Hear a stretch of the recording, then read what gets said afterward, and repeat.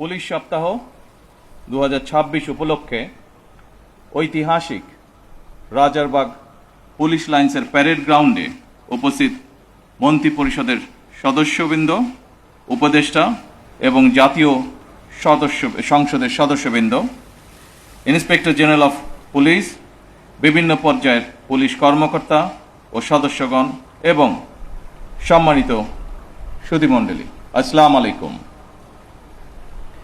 এই সেই ঐতিহাসিক রাজারবাগ পুলিশ লাইন 1971 সালের 25 মার্চ রাতে, যেখানে ঘুমন্ত পুলিশ সদস্যদের উপরে হানাদার বাহিনী অপারেশন সার্চলাইটের নামে বর্বর হামলা চালিয়ে শত শত পুলিশ সদস্যকে হত্যা করেছিল। আমি আজকের অনুষ্ঠানে প্রথমেই বাংলাদেশের মুক্তিযুদ্ধে পুলিশ শহীদ সকল সদস্যকে শ্রদ্ধা ভরে স্মরণ করছি। শুধুমাত্র স্মরণের মধ্যে দিয়েই আপনাদের আমাদের দায়িত্ব শেষ হয়ে যায় না।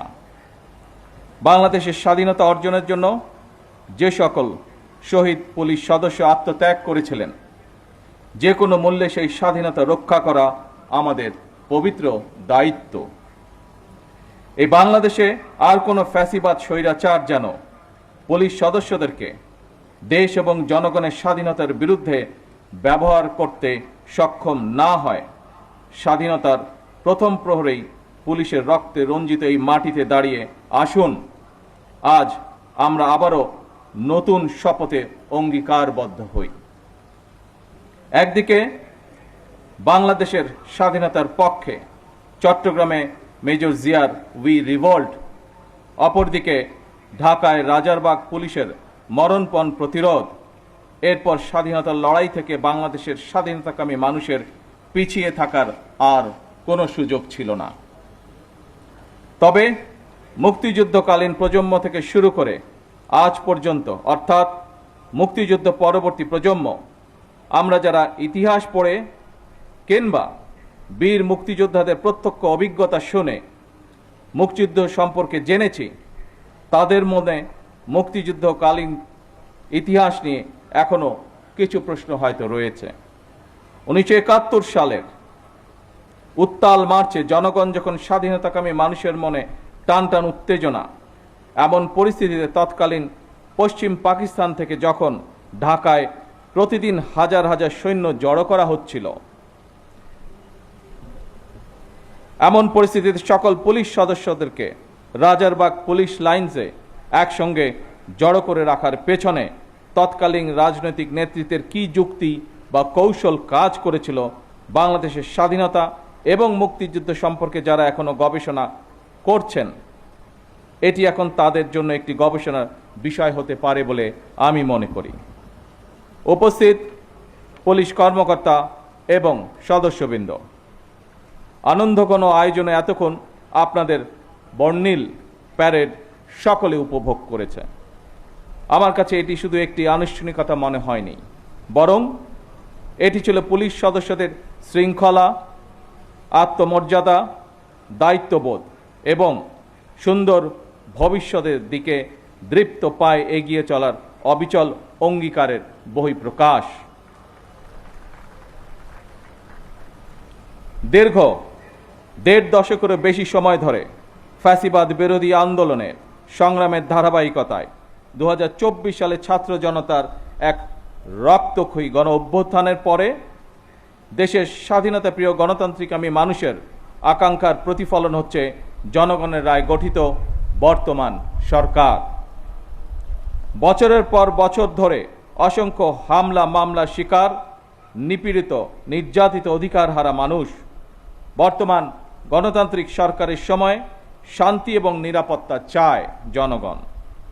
দেশের জনগণের শান্তি এবং নিরাপত্তা নিশ্চিত করা আপনাদের কার্যক্রম, অর্থাৎ পুলিশের ভূমিকার উপরেই সবচেয়ে বেশি নির্ভরশীল। আপনারা জনগণের জানমালের নিরাপত্তা নিশ্চিত করতে সাধ্য এবং সামর্থ্যের সবটুকু দিয়ে চেষ্টা করবেন, এটি আপনাদের কাছে বর্তমান সরকারের প্রত্যাশা। উপস্থিত অফিসার এবং পুলিশ বাহিনীর সদস্যবৃন্দ, ত্রয়োদশ জাতীয় সংসদ নির্বাচন প্রমাণ করেছে বাংলাদেশ পুলিশের পক্ষে দক্ষতা এবং পেশাদারিত্বের সঙ্গে দায়িত্ব পালন সম্ভব। শুধু দেশেই নয়, জাতিসংঘ শান্তিরক্ষা কার্যক্রমেও বাংলাদেশ পুলিশ দক্ষতা এবং সুনামের সঙ্গে কাজ করে যাচ্ছে। বিশ্বের বিভিন্ন দেশে শান্তি প্রতিষ্ঠা, আইন শৃঙ্খলা রক্ষা এবং মানবাধিকার সুরক্ষায় আমাদের পুলিশ সদস্যরা পেশাদারিত্ব, সাহসিকতা ও মানবিকতার উজ্জ্বল দৃষ্টান্ত স্থাপন করেছেন। জাতিসংঘ শান্তি মিশনে নারী পুলিশ সদস্যদের ভূমিকাও আন্তর্জাতিকভাবে প্রশংসিত হয়েছে। সুতরাং শুধু বিদেশেই নয়, দেশের জনগণের সঙ্গেও পুলিশের মানবিক আচরণ প্রত্যাশিত। এই অনুষ্ঠানে, এই পর্বে কিছু সময় পরেই আমি কল্যাণ প্যারেড অনুষ্ঠানে আপনাদের সঙ্গে যোগ দেব।